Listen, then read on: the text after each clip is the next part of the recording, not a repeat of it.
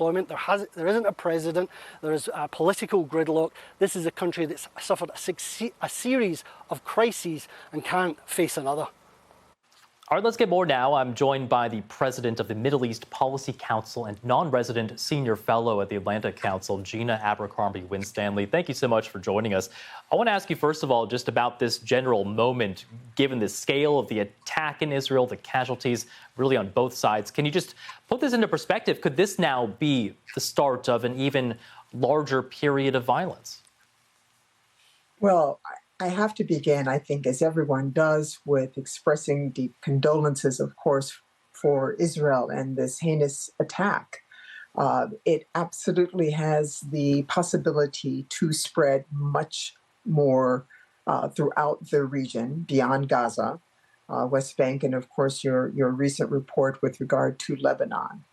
The thing that is least available right now and most in need is time and wisdom. The first responsibility of a state is to protect its citizens. That is what the government of Israel has to do and needs to get in place again so that people have confidence in their ability to do so. So that means holding Hamas fighters to account, and it means getting their hostages released. Beyond that, in the coming days and weeks, we have to find a way to support Israel by finding a way to get to the core issues, which, of course, are at the bottom of all of this. So we've talked a lot about the potential intelligence failures that may have led up to the attacks that we saw in Israel. In your mind, was there also maybe a broader failure of diplomacy and just trying to address what we've seen in terms of the rising tensions between Israelis and Palestinians? Yeah. Diplomacy has been ongoing throughout the last months and years, quite frankly. It has been quiet diplomacy.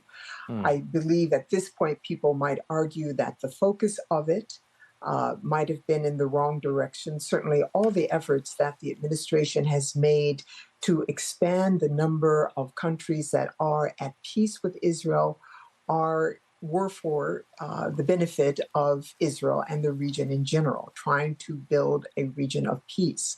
However, the focus on the state of the Palestinians was not, certainly publicly, was not first and foremost, although conversations have been having, discussions have been held. I think Secretary of State Blinken mentioned the one in Sharm, where Israelis and Palestinians were brought together. So it isn't that diplomacy was not being tried and pursued.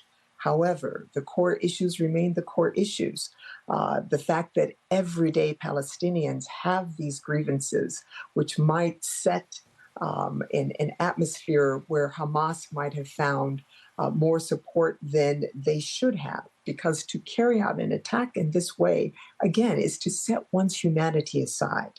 That is not the experience that many who've worked with Palestinians, and certainly in the Gaza Strip, that's not what is generally found. What options do you think now may be on the table for Israel and Prime Minister Benjamin Netanyahu? Where do you see this conflict going from here?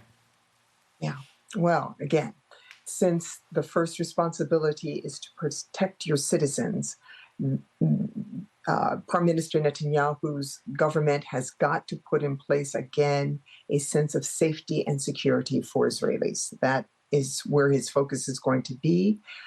There have been a number of statements throughout the world, certainly within the United States. This is a nonpartisan statement that the standing with Israel in the face of such an incredible attack is unquestioned. When you think about the number of deaths in Israel and compare them to the number of people who were killed in 9/11 in the United States, it's thousands more proportionally. So you've got to keep that in mind when we think about what our reaction was and how we would react to the government of Israel trying to hold these people into account.